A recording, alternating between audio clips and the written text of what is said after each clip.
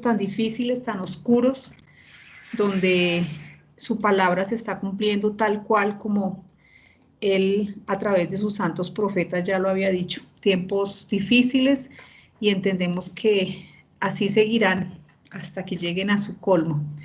Bueno, muy bien. Hoy la clase es muy especial en el sentido en que vamos a retomar el tema que veníamos trayendo.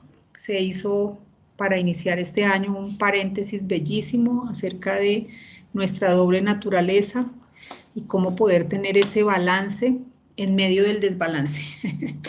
Y bueno, entonces la clase pasada también, otro paréntesis, también sobre este tema de Apocalipsis, acerca de la mujer, esta mujer vestida de sol con la luna debajo de sus pies, que hoy vamos a tratar de encajar en lo que traíamos.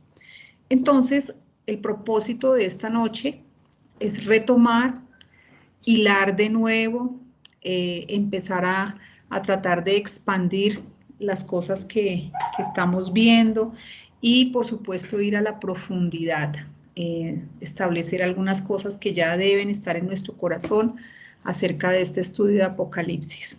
Entonces, bienvenidos. Tenemos aquí, a grosso modo, iniciamos con los 7 sellos que tuvimos a bien estudiar. Estos 7 sellos son, digamos, la base, hablando de los capítulos, el capítulo 6 de Apocalipsis, y allí se encuentran los distintos sellos que especialmente trabajamos para poder entender esta introducción de Apocalipsis. Tenemos el primer sello, que es el caballo blanco, acerca de los falsos cristos. Este caballo muy especialmente nos da todo el entendimiento de lo que viene próximamente, de todo este engaño acerca de una paz fingida y cómo efectivamente ya podemos vislumbrar desde nuestra óptica en estos tiempos de cómo van a ser esos tiempos, donde efectivamente hay organizaciones que quieren tomar para sí esta paz que proviene de ellos. Entonces, el caballo blanco. Luego viene el segundo sello, el caballo bermejo, que son las guerras, efectivamente. Esta paz fingida en algún momento ya no va a ser, y se generan guerras. Apocalipsis 6:4. El tercer sello, tenemos el caballo negro, que por supuesto es la respuesta o la consecuencia de la guerra, el hambre. Cuarto sello, tenemos el caballo amarillo, que es consecuencia de todo lo anterior, de las guerras. El hambre genera efectivamente cadáveres, la muerte. Y una vez se terminan los caballos, vamos para el quinto sello, que tiene que ver con las oraciones de los mártires. En este tema nos demoramos un poco más tratando de entender lo que sucedía debajo del altar, que eran estas oraciones hechas por los mártires antes de morir, por supuesto. Luego pasamos al sexto sello, el gran día del Señor, y aquí se detienen las cosas y hay 2 eventos muy importantes, que es el sellado de los 144,000 y la gran multitud, que es efectivamente la cosecha, lo que se recoge del trabajo hecho por los 144,000. Luego tenemos el séptimo sello, que es el anuncio. Aquí se vuelve a abrir todo un ramillete, que son el anuncio de las trompetas. Bueno, una vez que vimos los 7 sellos, entonces iniciamos con las 7 trompetas. La primera trompeta, que no se puede ver, pero tiene que ver con lo que se convierte en sangre, los ríos convertidos en sangre. La segunda trompeta, aquella montaña de fuego que cae, y la tercera parte del mar se convierte en sangre. La tercera trompeta, esta estrella especialmente llamada Ajenjo, que amarga las aguas. La cuarta trompeta dice que fue herida la tercera parte del sol, de la luna y de las estrellas, y eso hizo que se oscureciese la tercera parte de los cielos. Y aquí tenemos nuestro primer ay. Entonces fijémonos que ha ido en evolución y engrandeciéndose los juicios en la tierra. Entonces arrancamos por las aguas, vienen estas estrellas que caen, luego está la tercera parte de los astros, y aquí está el primer ay. Este primer ay es en la quinta trompeta, especialmente cuando cae esta estrella que cae del cielo y abre el pozo, ¿sí? ¿Se acuerdan del abismo? Y salen de allí langostas que oscurecen, y todas estas langostas tienen un propósito, y es matar específicamente a una cierta cantidad de hombres. Luego, más grande, viene el segundo ay, ubicado en la sexta trompeta, y es cuando se desatan estos 4 ángeles que están junto al río Éufrates y tienen un propósito específico, que es matar la tercera parte de los hombres. Ahora, entonces, en este mismo, antes de pasar a la séptima trompeta, aquí en Apocalipsis 10, aparece un ángel fuerte con un pequeño libro en la mano, y este libro viene abierto. Puso su pie derecho sobre el mar y el izquierdo sobre la tierra. Y aparecen los 2 testigos, de los cuales hablamos ampliamente quiénes eran estos 2 testigos. Entonces, aquí nos detenemos en la sexta trompeta para volver a retomar lo que hemos hecho. Desciende el ángel fuerte con un rollito abierto en su mano. Hay el juramento del ángel de que el tiempo ya no sería más para la gracia, y la advertencia que al toque de la séptima trompeta el misterio de Dios se consumará. Bien, inicia el capítulo 11 con la medición por parte de Juan del templo, el altar y de los que adoran en él. Los 2 testigos que profetizan por 1260 días vestidos de sicilio. Y cuando estos testigos acaben su testimonio, la bestia que sube del abismo hará guerra contra ellos, los vencerá y los matará.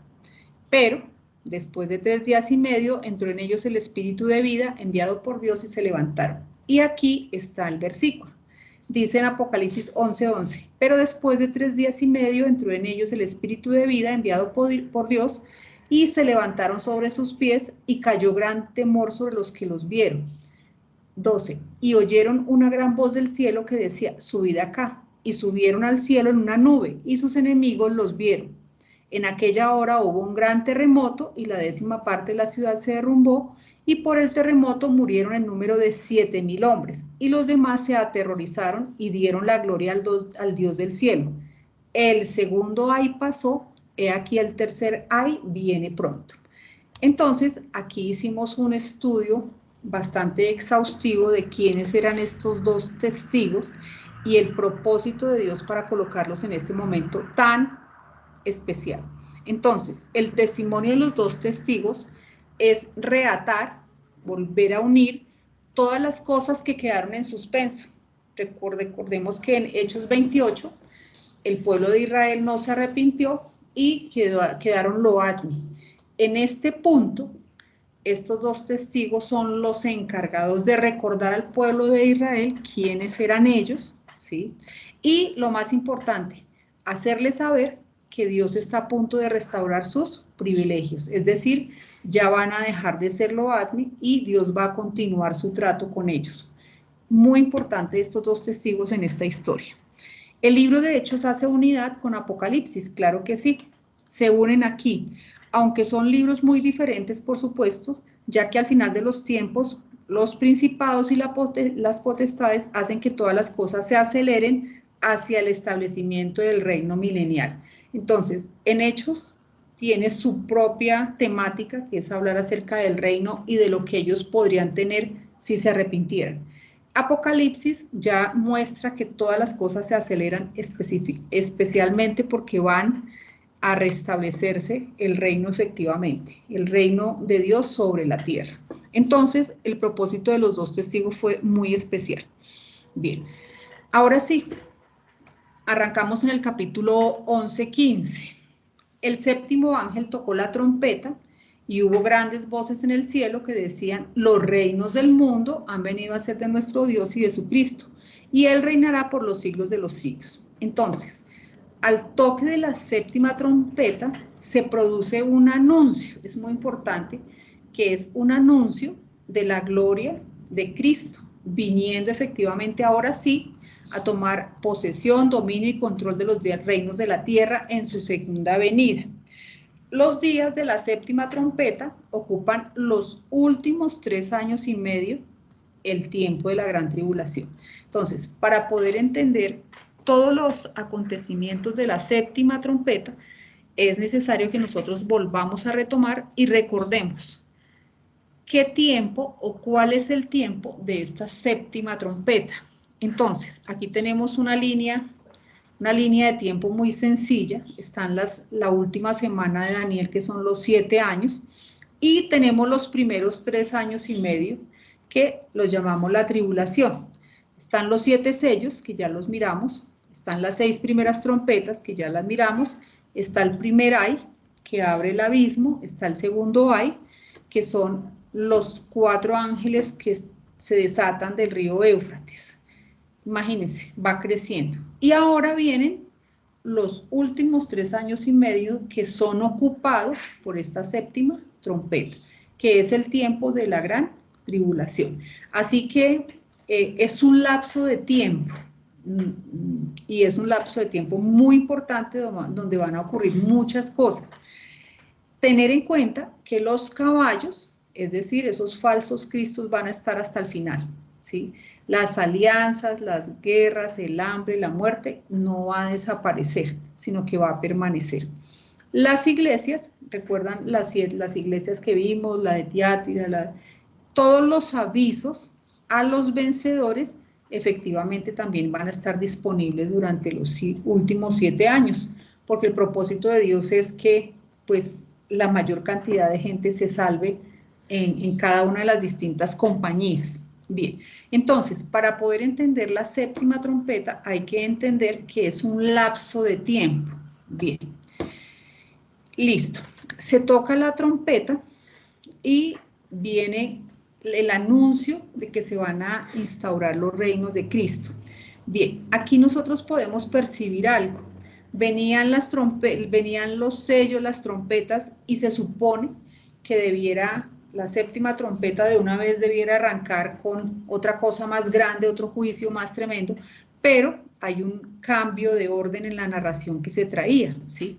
No caen juicios más terribles en este momento, sino que miren lo que dice aquí en el versículo 16, dice: una vez se anuncia que el Señor Jesucristo viene a instaurar el reino, dice, y los 24 ancianos que estaban sentados delante de Dios en sus tronos, se postraron sobre sus rostros y adoraron a Dios, diciendo: te damos gracias, Señor Dios Todopoderoso, el que eres y el que eras y el que has de venir, porque has tomado tu gran poder y has reinado. Entonces, aquí todo el cielo celebra, como ya dado por hecho que viene la instauración por fin del reino de Dios. Entonces, por eso es que se dan voces en el cielo, hay tanta alegría porque ya se anunció que finalmente se va a instaurar el reino, pero todavía no se instaura, solamente es el anuncio y el festejo en el cielo, ¿sí? ¿Por qué? Porque todavía hay que esperar varios eventos, son 3 años y medio de tiempo. ¿De dónde sale esto? En Apocalipsis 17 dice: sino que en los días de la voz del séptimo ángel, cuando él comience a tocar la trompeta, el misterio de Dios se consumará. Aquí dice en los días, no dice en el día. Así que el sonido de la séptima trompeta, es muy importante entender este detalle, puede ser inclusive siempre uno tiene como el preconcepto que es un solo sonido de trompeta y ya. No, pueden ser tocados en varias ocasiones, y vamos a ver que no necesariamente esta séptima es la última. Es algo que nosotros debemos tener en cuenta. Es la última con respecto a las otras 6 anteriores. Bueno, entonces, si hay algo que no se entienda, por favor, pues la idea es preguntar. Bien, aquí se denomina la séptima trompeta y es la última, ojo, pero de esta serie de las 7 trompetas.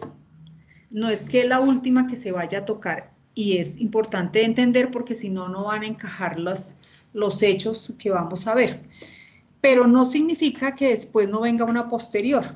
Es decir, pueden ser varios sonidos de trompeta, pero todo sigue siendo dentro de la séptima. O hay que mirar, es la última trompeta con respecto a quién es que se está tocando o para quiénes se está tocando esa trompeta.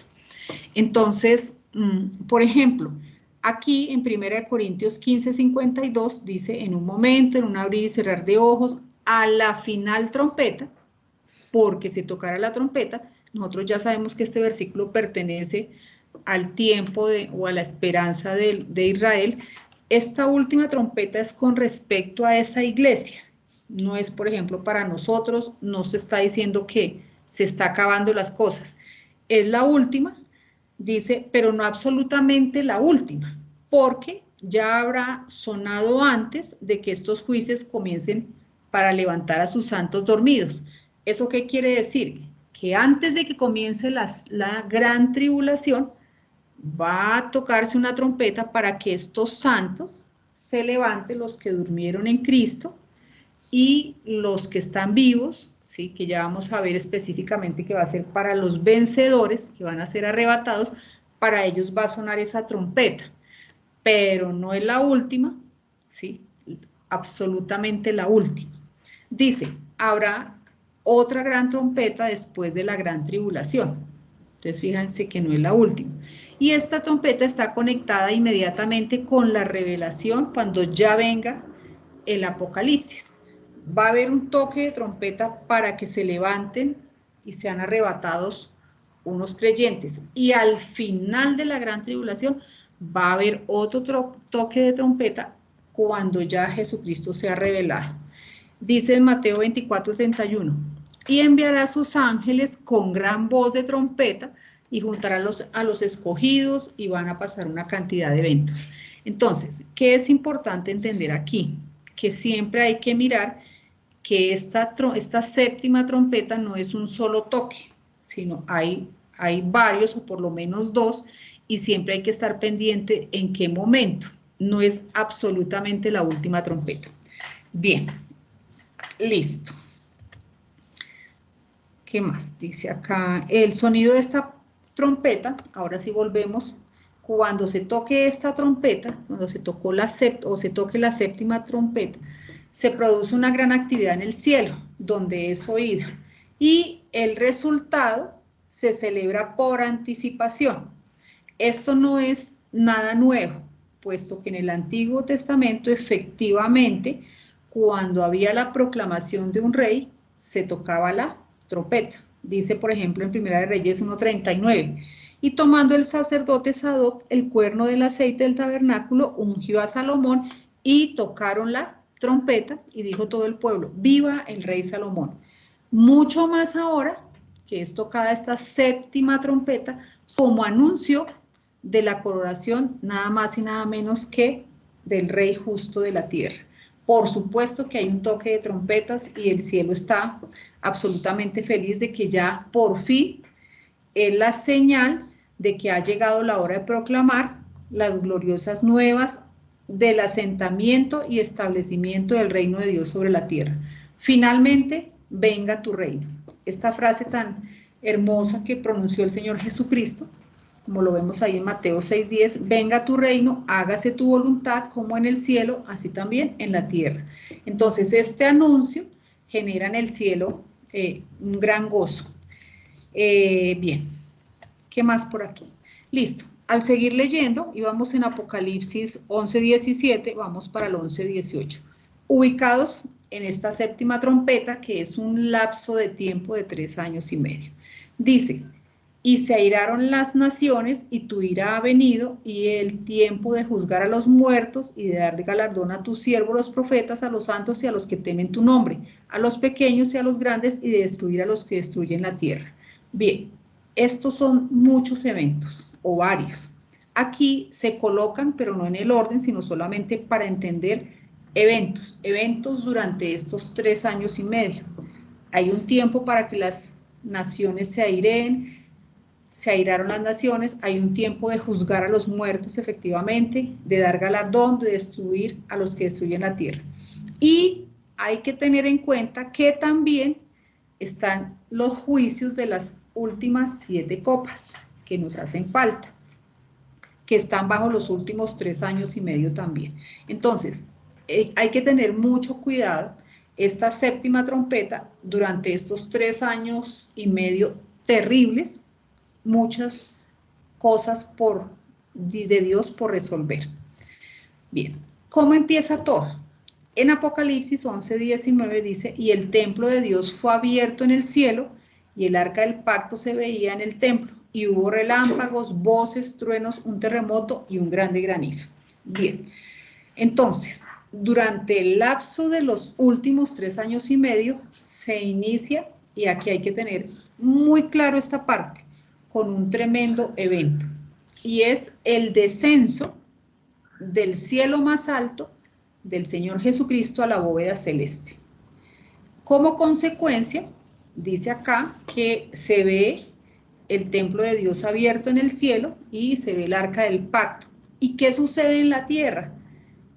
Y en la tierra, pues hay relámpagos, voces, truenos y un terremoto y grande granizo. Es la consecuencia de todo esto que está ocurriendo y ya vamos a ver por qué hay un terremoto o dice grande granizo, etcétera, etcétera.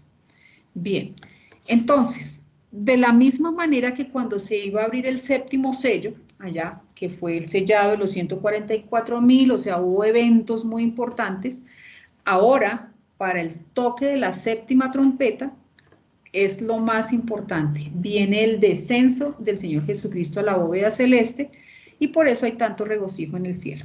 Bien, pero para que el Señor Jesucristo pueda venir a la bóveda celeste, obviamente, primero tiene que salir quien la tiene ocupada en este momento, que es Satanás y sus huestes. Entonces, en ese momento viene lo más importante, que es lo que va a ocurrir en esta bóveda, y es que Satanás y sus huestes van a ser expulsados a la tierra, trayendo como consecuencia el inicio de la gran tribulación.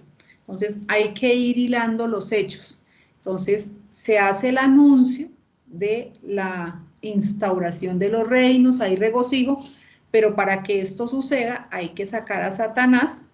Por eso aquí en la tierra hay un grande terremoto, granizo, todo lo que sucede, porque casi nada. Si cuando caía esta estrella Genjo, cuando fueron desatadas, cuando cayeron, se abrió el pozo del abismo, terrible, todavía más grande cuando se desataron estos 4 ángeles del Éufrates, el segundo ay, y aquí viene la caída estruendosa, nada más y nada menos que de los grandes principados. Efectivamente, aquí estos versículos que corroboran que ellos en este momento están en esta bóveda. Más adelante, entonces, aquí, hay, al tiempo de la proclamación del Rey del Cielo, se da inicio por Miguel la guerra sobre el dragón, la cual finaliza con la expulsión de Satanás de la bóveda celeste a la tierra. Entonces, aquí es donde se encuentra el tercer ay. Dice en Apocalipsis 12:9, y fue lanzado fuera el gran dragón, la serpiente antigua que se llama Diablo y Satanás, el cual engaña al mundo entero, fue arrojado a la tierra y sus ángeles fueron arrojados con él.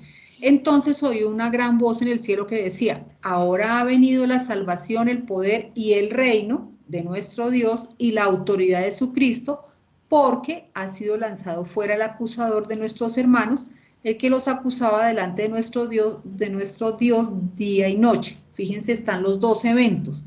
Ha venido la salvación y el reino, y al mismo tiempo la razón es porque fue expulsado el acusador.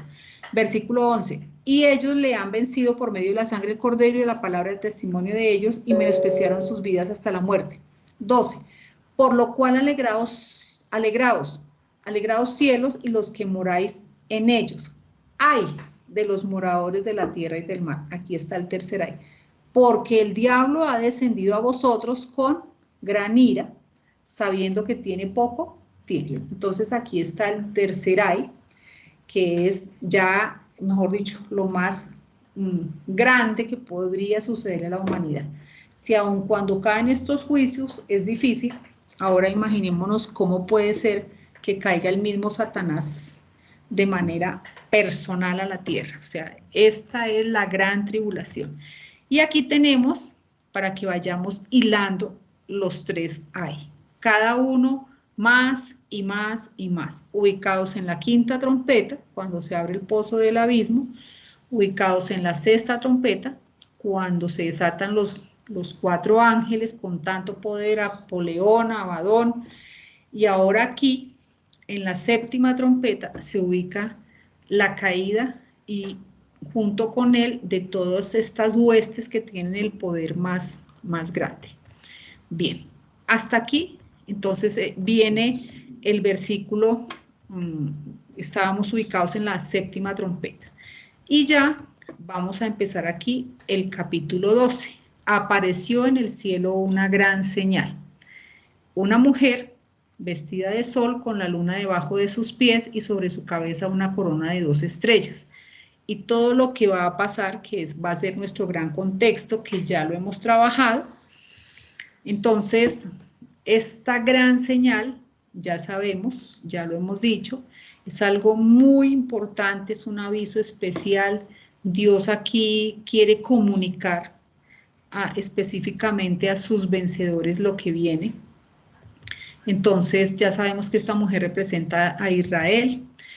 En este momento, esta mujer vestida de sol también tiene unos enemigos en el mismo tiempo de Apocalipsis.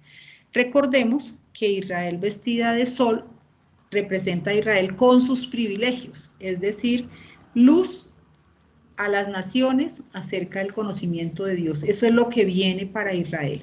Pero en contraste, aquí hay otras dos mujeres en el tiempo de Apocalipsis que le van a hacer fuerte oposición.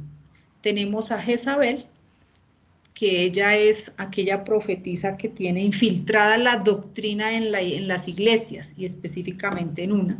Ya nosotros habíamos visto esta parte. Y también está Babilonia, que es la mujer madre de las rameras y de todas las abominaciones. Es un cóctel de mujeres en oposición a esta mujer vestida de sol, es decir, a Israel. Por un lado, los vencedores de estos tiempos, obviamente con su creencia, con todo, y por otro lado está esta doctrina que está infiltrada, y está la ciudad de Babilonia, que hacia ella van muchas de las cosas dirigidas, ¿sí?, del diablo ahí contra Israel. Aquí está la sustentación, que ya nosotros lo vimos en algún momento. Ahí está la contraposición. La mujer vestida de sol representa a Jerusalén y la mujer vestida de púrpura representa a Babilonia. Oposición directa contra esta mujer vestida de sol. Es una de las representaciones. Vimos también que esta mujer vestida de sol también representa que ella da a luz un hijo varón, hablando del nacimiento del Señor Jesucristo. También es muy importante tenerlo en cuenta. Vimos todo el estudio de Bullinger, de cómo la mujer representa la simiente prometida y de las distintas señales del cielo, de en qué momento y en qué fecha es el nacimiento del Señor Jesucristo. Bien, la clase pasada vimos otra connotación de esta mujer vestida de sol, con la luna debajo de sus pies, y es acerca de su corona de 2 estrellas que tienen un significado especial, hablando de las estrellas de las constelaciones del cielo, y algo hermosísimo y maravilloso de entender, y es la forma como Dios habló, ¿sí? Lo hizo en el comienzo por sí mismo, sin ninguna intervención humana. Lo hizo a los patriarcas, les enseñó que una vez pues que ya Adán y Eva cayeron en pecado, vendría un salvador, una simiente, que vendría a rescatarlos de esa condición. Y efectivamente Dios coloca esta promesa de Génesis 3:15 y todo lo que tiene que ver con el trabajo del Señor Jesucristo para salvar al hombre, lo coloca en las estrellas de una manera preciosa, se lo enseña a ellos, mapas, me imagino, astronómicos, bellísimos, donde ellos pueden leer e interpretar de una manera clara la promesa de Génesis 3:15. Cada estrella, por supuesto, tiene, como vimos, una serie de otras estrellas con sus nombres. Lo que tenemos ahora, pues me imagino que ya son nombres totalmente diferentes a los originales. Y efectivamente, mientras los patriarcas estuvieron, el significado real estuvo guardado, conservado. Pero una vez que ya cae en desuso, ya entra, ahora sí, otro a dañar todo lo que Dios había hecho. Y recordemos que vimos una partecita del estudio de Bullinger acerca del testimonio de las estrellas. Bien, entonces aquí vimos en esa primera parte que está escrito acerca de los sufrimientos de Cristo, de los resultados de los sufrimientos y de la gloria. Entonces todo en estas constelaciones con sus nombres, efectivamente. Bien, y vimos cómo efectivamente la palabra habla que los patriarcas del principio conocían la palabra toda hasta el final. Esto pues es algo bellísimo, hay que darle a Dios gracias que lo podemos entender, que lo podemos encajar en esta señal de la mujer vestida del sol. Y vimos dentro de este mismo contexto algo maravilloso que para nosotros en estos tiempos es, pues podría decirse de cultura general, pero además los que amamos la verdad podemos ir más allá, ir a la profundidad y tener algunas respuestas de los grandes misterios que el hombre no ha podido resolver. Pero nosotros que amamos a Dios, Dios tuvo a bien enseñarnos pequeñas cosas. Y vimos cómo todas estas culturas mega construidas por gigantes, efectivamente, de alteraciones genéticas, ellos toman esa verdad y, por supuesto, el diablo lo primero que hace es ocultar la verdad de quién, de cómo vendría y a través de qué, cuál sería el trabajo del Señor Jesucristo, lo oculta y aparte de eso lo pervierte y fuera de eso construye una religión en esa bóveda celeste hacia donde todas estas culturas miran. Entonces, esto es algo bellísimo de entender, que todas ellas miran los cielos, pero ya pervertidos. Y de ahí pues salen todas las cosas que nosotros sabemos, etcétera, etcétera. Estos monumentos que efectivamente construcciones perfectas, nosotros los que conocemos algo de matemáticas, de números irracionales, etcétera, sabemos que es algo increíble. Ellos, siendo estos gigantes, siendo mitad humanos y mitad genéticamente angelicales, caídos pero angelicales, tenían una sabiduría, pues por supuesto, avanzada. Esa es la respuesta por la cual muchos hombres esperarían entender por qué es tan avanzada su tecnología. Y la respuesta es porque ellos tenían el conocimiento. Acuérdense que su padre, el diablo, fue el ángel sabio, el que conoció cómo se construyó todo el universo, las leyes, y entonces, por supuesto, él dio ese conocimiento a estos seres caídos que efectivamente tuvieron dos incursiones y dejaron mucho para que precisamente los hombres de estos tiempos estuvieran confundidos también. Bien, entonces, monumentos por todo el planeta con un solo origen, con un solo propósito, y es desviar el conocimiento original de lo que había escrito en las estrellas.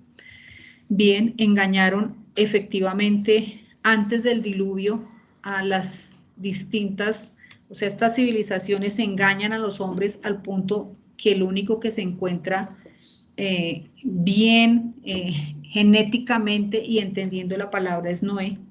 El resto no hay quien. Bien, aquí quise terminar esta parte que ya habíamos visto porque encontré una unidad y me encantó cuando vimos en el estudio anterior acerca de Babel y esta torre, dejé tal cual y me encantó ver cómo encaja allá en esa torre de Babel al comienzo. Dice en Génesis 11:4, y dijeron, vamos, edifiquémonos una ciudad y una torre, cuya cúspide llegue al cielo. Entonces, se dice en el estudio que es una torre, es una consideración para o hacia el cielo. Posiblemente el sentido es el de una torre de observación y culto a los cielos, el centro religioso unificador. Lo dejé ahí y cae perfecto con lo que vimos porque es exactamente lo mismo. Entonces, el sentido de construir esa torre tan alta, básicamente era como una torre de observación, efectivamente, a los cielos, que ya tenían tergiversada y pervertida la palabra, ¿sí? Y ellos querían hacer de ese observatorio el centro religioso, como lo son todas estas estatuas y monumentos de civilizaciones tan populares como los mayas, los incas, los aztecas. Ellos hicieron el centro unificador de su vida, fueron las pirámides o fueron, bueno, todos estos monumentos. Bien, ahora sí, de toda esta tergiversación surge el culto a los cielos, surgen los dioses, quienes son representados a través de los astros y su perversión. Entonces tenemos distintos dioses que nacen de allí pervertidos, ¿sí? El origen de la creación pervertido en los astros, el origen del universo, el origen del hombre y de todo lo que Dios hizo se explica a través de mitologías, de titanes. Cada nación tiene una y unas terribles. La hindú, bueno, habla de sus dioses que yo no sé qué más hacen, etcétera, etcétera, los griegos, los romanos, bueno, mezclando signos zodiacales, dioses y mitos. Y de toda esa mezcolanza ellos crean, o de ahí sale su cultura y muchas veces su religión. Bien, entonces de aquí también sale la adoración a María y todas esas cosas a Virgo, ¿sí? A esta constelación de la mujer y su hijo, y miren dónde vamos. Bien, y terminábamos diciendo que hoy no es muy diferente. El hombre siempre busca arriba, pero no busca nuestro Dios, sino viajar a la luna, ir a Marte, conectarse con otras civilizaciones, busca señales en el universo, vida, etcétera, etcétera. Otras razas, otros mundos, y ahí está, pero no la búsqueda de Dios. Bien, aquí, ya para ir terminando en este pedazo. ¿Por qué? ¿Por qué esta señal aparece en el tiempo de Apocalipsis? Hay una razón por qué esta mujer vestida de sol con la luna aparece aquí en esta parte. Y la razón es esta. Bien, es muy importante entender que siempre hay una unidad. Los libros de Génesis y Apocalipsis hacen una unidad, ¿sí? Aquí lo represento con una unidad que es un círculo, pero está compuesto por un comienzo y una terminación. Dios es un Dios que siempre termina, ¿sí? No es un Dios que deja las cosas inconclusas. En el libro de Génesis se da comienzo a la creación de Dios, hablando de, sí, también está en Génesis la rebelión de Satanás, la creación y posterior caída del hombre, junto a la promesa del Salvador y otros muchos aspectos. Todo arranca en Génesis. Pero aquí, en el libro de Apocalipsis, se pone fin a todos los asuntos de tiempo y contiene el final de la profecía, el final del conocimiento y el fin de los secretos de Dios. Esto lo tomé literal de Bullinger y su estudio del Apocalipsis. Él dice que efectivamente el libro de Apocalipsis dice, en resumen, el alcance del libro por su lugar y en relación a la totalidad del canon de la escritura, es el fin de los asuntos de toda la creación y el establecimiento del estado eterno para todas las cosas que hay, así en la tierra como en el cielo. Es decir, en pocas palabras, Apocalipsis es el cierre. Dios tiene que comenzar en algún lado y cerrar en otro. En este caso, pues por supuesto que no todos los temas cierran en Apocalipsis, sino que algunos, en este caso el que vamos a ver, cómo es el cierre. Bien, estamos viendo que al comienzo, esta señal está ahí porque Dios escribió su palabra en los cielos, al comienzo. Dice, en Génesis, al comienzo de los tiempos, Dios a través de las estrellas del cielo escribe la promesa de la venida de un Salvador, quien rescataría al hombre de su condición caída. El adversario oculta la promesa y a través de rituales y falsas adoraciones pervierte su significado original. Bien, ¿qué va a pasar al final y por qué está colocada la mujer en este tiempo de Apocalipsis? Porque es tiempo en Apocalipsis de revelar, Dios revela su verdad sobre la perfección de la escritura en los cielos, acerca de la promesa del Salvador. O sea, la gente no tiene idea de que la palabra estuvo escrita, pero el diablo con todo esto que logró hacer, tergiversó hasta el punto que perdió todo lo original. Entonces en Apocalipsis, efectivamente, Dios revela que al comienzo estuvo la palabra perfectamente escrita en los cielos, ¿sí? Dice, en el tiempo de Apocalipsis se evidenciarán allá en ese momento las perversiones y los desvíos de los dioses paganos y mitológicos, que no afectaron el cumplimiento de la promesa de un Salvador.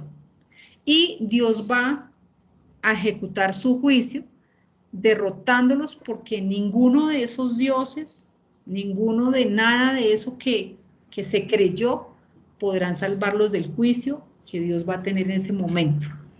En Jeremías 43:12, esto es lo profético, dice, y pondrá fuego a los templos de los dioses de Egipto y los quemará, y a ellos los llevará cautivos y limpiará la tierra de Egipto como el pastor limpia su capa y saldrá de allá en paz. Además, quebrará las estatuas de Bet-Semes, que está en tierra de Egipto, y los templos de los dioses de Egipto quemará a fuego. Entonces, Dios no se queda con nada. Va a haber un juicio, efectivamente, que va a mostrar que la palabra que Él escribió en las estrellas al comienzo fue perfecta y que nada de esas tergiversaciones, ni ninguno de esos dioses, si uno lee todo el Antiguo Testamento, los pueblos, inclusive el mismo Israel, siempre se inclinó a la idolatría y al dios y a Acera, entonces Dios al final va a mostrar que ninguno de ellos tuvo la capacidad para demostrar que lo que Dios había escrito en los cielos y que ellos eran finalmente ídolos de barro, ¿sí? Y Dios los va a derrotar y les pondrá juicio. Entonces esto me parece maravilloso, poder entender que siempre Dios cierra estos ciclos y que efectivamente Él tiene la razón. Entonces, por otra parte, esta señal, y ya para terminar, expresa, dice, lo que exactamente expresa es la posición y condición de Israel a través de toda la historia de la nación. El hecho de que la mujer vestida de sol represente a Israel la coloca en una posición desde el comienzo. O sea, siempre ella es su historia, la venida, esperar esa venida de esa promesa, de esa simiente que aplastaría. Este fue el fundamento de la nación de Israel desde el comienzo. Desde Adán que pecó, él enseñó a su hijo y su hijo y su hijo que vendría una simiente prometida. Dios lo sustenta y lo escribe en el cielo. Entonces, siempre está muy relacionado el pueblo de Israel con la venida del Señor Jesucristo. Esa era su esencia, esperar que Él viniera. Dice, este capítulo 12, por tanto, lleva de regreso al principio de los perversos designios de Satán y desde ahí, a través de las grandes crisis de la historia de la humanidad, muestran cómo finalizarán el misterio de Dios y el misterio de la iniquidad, y cómo llevan los dos unos 600 años operando. La simiente prometida significaba la única gran esperanza de la nación. Israel no tenía nada más, era la esperanza que vendría un Salvador, ¿sí? Era donde todas las cosas apuntaban, y el único, digamos, trabajo en esencia de Israel era creer en la venida de un Salvador y estar siempre firme en ello. Y fijémonos que ellos constantemente se perdieron en otros dioses, o sea, no pudieron soportar. Bien, entonces voy a dejar aquí esta primera parte. Ya es volver a retomar todos estos elementos, juntarlos y poder trabajar en ellos para poder continuar. Bueno, si hay alguna pregunta, algo que complementar, con mucho gusto. Y Juan, pues tienes la palabra. Bueno, me quedo encantado escuchándote. Qué lindo, caramba, qué bonito. Qué bonito además pensar que el próximo paso profético, según nuestro Dios, pues es la Epifanía, y que ciertamente nosotros podemos, desde donde está nuestra verdadera vida escondida a la diestra del Padre con nuestro Señor Jesucristo, mirar para abajo, viendo lo que está escrito y las cosas que van a suceder, que se van quedando cada vez más claras. Esto es lo más hermoso.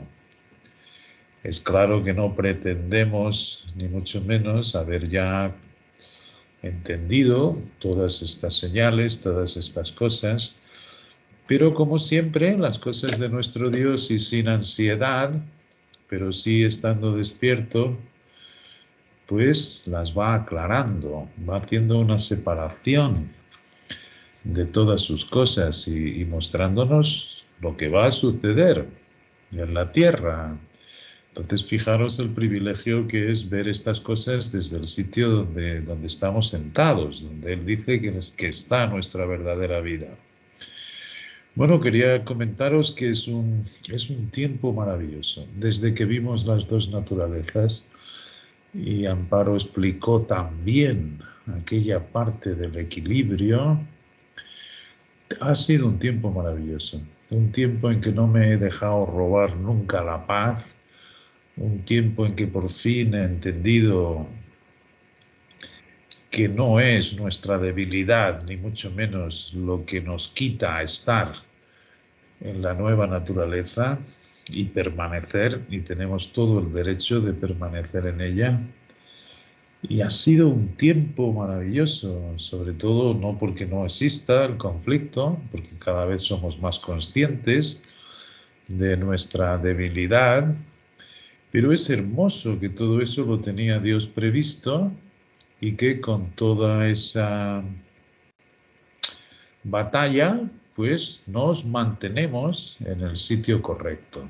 Y esto produce realmente la paz, esto produce el silencio. Muchas veces me encanta que no tenemos otra cosa que hacer, no estamos saltando como antiguamente queriendo repetirnos las escrituras, sino que se hacen frescas y no mantenemos nada en nuestros corazones delante de Dios. Por tanto, muchas veces es tranquilamente un silencio, como habíamos visto en una serie de estudios que ahora no recuerdo.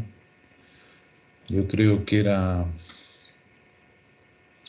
Palabras de consolación. Fueron aquellos escritos que fueron hechos en la Segunda Guerra Mundial, donde aprendimos que nuestro Dios ciertamente nos ha dado una luz para no tropezar en los pasos, no nos ha dado una luz del mediodía.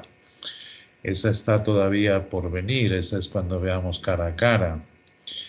Y hay un cierto silencio en la presencia de nuestro Dios, hay esa quietud que nos hace muy bien al alma. Entonces, a mí me gustaría, antes de comenzar esta reunión, pues estuve mirando el capítulo 12 por la Companion Bible de Bullinger, y creo que podré acrecentar un par de cosas que nos van a dar mucho entendimiento en cuanto a lo que vamos a leer próximamente. Y es exactamente pues en el Apocalipsis 12,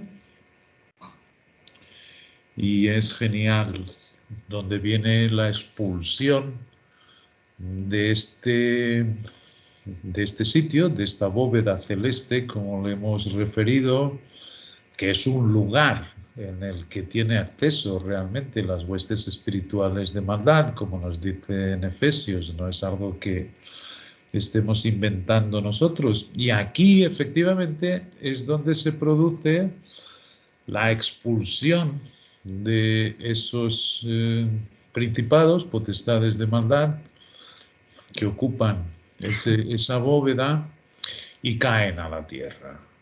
Y se juntan además pues con los 200 millones que salieron de las prisiones donde estaban reservados para este día y hora, y también con las langostas. Y todo esto son juicios, pero este tercer ay es el más terrible de todos, no hay duda ninguna, porque es el propio Satanás que cae. Entonces dice exactamente, comentando en el versículo 7 del 12, después hubo una gran batalla en el cielo. Anteriormente ha referido la caída entre Génesis 1:1 y 2, que es cuando el dragón, que tiene en su cola la tercera parte de los ángeles que Dios había creado, los lanza a la tierra. Esa caída efectivamente es la rebelión, y esta es la expulsión de este lugar que todavía puede ocupar. Naturalmente tenemos que pensar que los cielos más altos, y donde se encuentra nuestro Señor Jesucristo a la diestra del Padre, que sería en el tabernáculo el lugar santísimo, ese, el dragón, la serpiente, el Satanás, no lo llegó a tocar. Esa parte jamás se corrompió. Sin embargo, esta bóveda celeste donde él se encuentra y que hace parte de estos cielos visibles que aquí vemos, pues eso sí que ciertamente se corrompió de igual manera. Todo lo que él habita, pues tiene que corromperse. Y bueno, y esta expulsión comienza ciertamente en el versículo 7. Primero hace su aparición nuestro Señor Jesucristo del lugar santísimo al lugar santo, se hace visible a las huestes espirituales que no se rebelaron, se pone el trono en ese local, y desde ahí entonces se ordenan los juicios. Y notar que nuestra Epifanía está específicamente escrito que es cuando él sale del lugar santísimo y se reúne con sus huestes en el lugar santo. En ese momento se da la Epifanía y comienzan las preparaciones de todos estos juicios que vamos viendo. Y entre ellos tenemos en esta séptima trompeta, que ciertamente ocupa una serie de actos, como ha dicho muy bien Amparo, ¿okay? Es la séptima trompeta, pero eso tiene una serie de acontecimientos, sobre todo los 7 copas de ira que caen al final, que ocupa los 3 años y medio. Comienza aquí, comienza con que hay una batalla en el cielo y Miguel y sus ángeles luchaban contra el dragón, y luchaban el dragón y sus ángeles, pero no prevalecieron, ni se halló ya lugar para ellos en el cielo.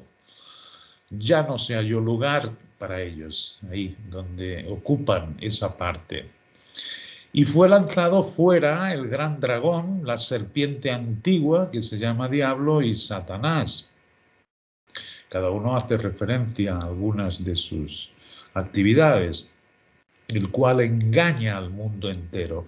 Fue arrojado a la tierra, cayó de allí, y sus ángeles fueron arrojados con él. Ya no se halló lugar para él en esa bóveda celeste que hoy todavía ocupa. Y por eso vemos en Efesios, no tenemos lucha contra sangre y carne, sino con esta sede principal del gobierno satánico. Entonces oí una gran voz en el cielo que decía, esto es la alegría máxima. Ellos, fijaros, han tenido estos ángeles y 24 ancianos, los Zoa, los arcángeles, han tenido también mucha paciencia para que nuestro Dios terminase de reconciliar todas las cosas. Entonces saben que este es un paso fundamental, por eso hay esa alegría en el cielo que decía, ahora ha venido la salvación, el poder y el reino de nuestro Dios y la autoridad de su Cristo. Ven que ya se acabó con toda la maldición, ya lo ven, ya lo prevén absolutamente todo, ¿no? Ven la fidelidad suya cumpliendo con su palabra, por tanto hay un gozo en el cielo maravilloso. Porque ha sido lanzado fuera el acusador de nuestros hermanos, el que los acusaba delante de nuestro Dios día y noche. ¿Acusaba a quién? A los hermanos, a los siervos del Señor. Los arcángeles, los ángeles, los 24 ancianos sirven y adoran a nuestro Dios. Por tanto, ellos consideran sus hermanos, los redimidos aquí en la tierra, que es igual que el ángel que le muestra a Juan todas las cosas, también le llama hermano, yo soy consiervo tuyo.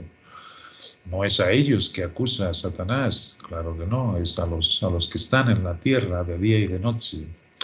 Y ellos le han vencido. Aquí está hablando de una compañía que son los vencedores. Aquí está hablando de una compañía que también se llama el Hijo Primogénito.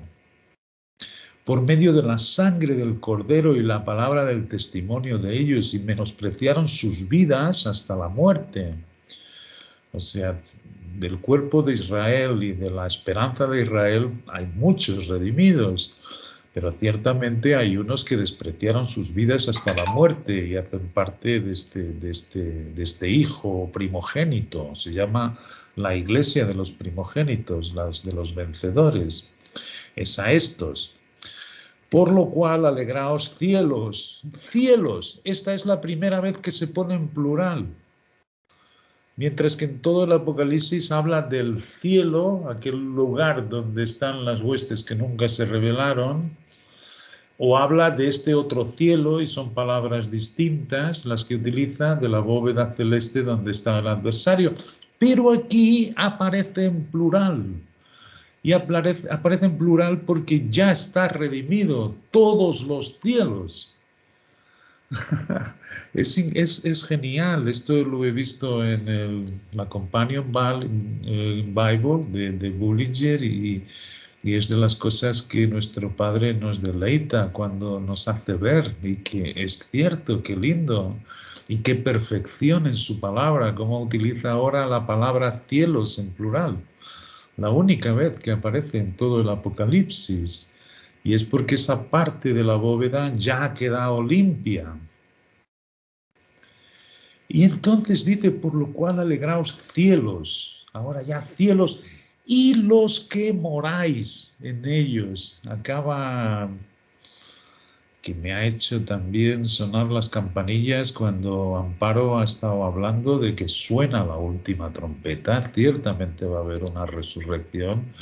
Y los vencedores, estos vencedores, son los que habla Pablo, que nosotros seremos arrebatados. ¿Quiénes son los moradores? ¿Quiénes son los moradores de estos cielos? Y alegraos vosotros, los moradores de estos cielos que han sido redimidos. Asimismo, pero hay otros que ciertamente se quedan para atrás. Además, como lo veremos el próximo día, que son en los versículos anteriores, que hay una parte, como ya hemos hablado, un cuerpo que huirá para el desierto y otro número grande de redimidos que se quedarán para atrás. Eso estará en los versículos que vamos a ver el próximo día. No lo sé cómo lo va a hacer Amparo, pero es en este mismo versículo, capítulo 12. Por tanto, alegraos, cielos, y los que moráis, los que ya moráis en ellos. Y a seguir ay, el tercer ay, y el más terrible ay de los moradores de la tierra. Por tanto, vemos un gozo, una alegría, un júbilo maravilloso en el cielo, porque se ha recuperado esta parte donde estaban estos principados y potestades de maldad, pero ay de los moradores de la tierra. Y este es el tercer ay, que nos había prometido antes en su escritura, que serían en los 3 últimos toques de las trompetas, la quinta, la sexta y la séptima. Ay de los moradores de la tierra y del mar, porque el diablo ha descendido a vosotros con gran ira, sabiendo que tiene poco tiempo. Y cuando vio el dragón que había sido arrojado a la tierra, persiguió a la mujer que había dado a luz, el hijo varón, lo cual nos explica anteriormente, y ese hijo fue arrebatado para el trono, y es el hijo de los vencedores, es la iglesia de los primogénitos, pero eso se verá con más claridad. Ahora lo siguiente que también me encantó, y para acabar, es que aquí hace una división Bullinger ¿cómo se llama? En la estructura. Y aquí dice que esta es la cuarta visión en el cielo, lo que él vio. Y desde el versículo 13 al 17 es el resultado de la caída de estos principados y potestades de maldad, el resultado y el efecto en Israel, en los territorios de Israel. Y comenzando en el capítulo 13 hasta el final, es el efecto y el resultado que causa esta caída, pero ya en toda la tierra. Los acontecimientos que van a suceder al mismo tiempo en toda la tierra. Vamos a ver cómo hace efectivamente y como lo anuncia en los versículos previos del capítulo 12, cómo hace guerra contra la mujer. Este es el efecto que esa caída del dragón, la serpiente y Satanás tiene sobre Israel, del capítulo 12, versículo 13 al 17, y después del 13 hasta el final, el resultado que esa caída tiene, pero en toda la tierra. Los acontecimientos que van a surgir, donde va a aparecer efectivamente el hombre de pecado, donde Satanás le va a dar todo su poder a esta bestia, y donde vemos que las cosas se aclaran mucho más, porque nos parece que esto está, pero no, como Amparo está siempre repitiendo, esto tiene una unidad del libro maravillosa, y nuestro Dios nos irá dando más luz y aclarando más las cosas, siempre recordando que nosotros estamos viendo las cosas desde el lugar santísimo, donde está nuestra verdadera vida sentada a la diestra del Padre. Por eso dice Dios que miremos para arriba, no para la bóveda celeste, porque no conseguimos ver ahí las escrituras escritas al haber sido corrupto y tergiversado, pero nosotros ponemos en el cielo más alto, donde el adversario no consiguió nunca corromper, y donde dice Dios que está nuestra verdadera vida escondida. ¿Cómo vamos a hacer esto si no es por la fe?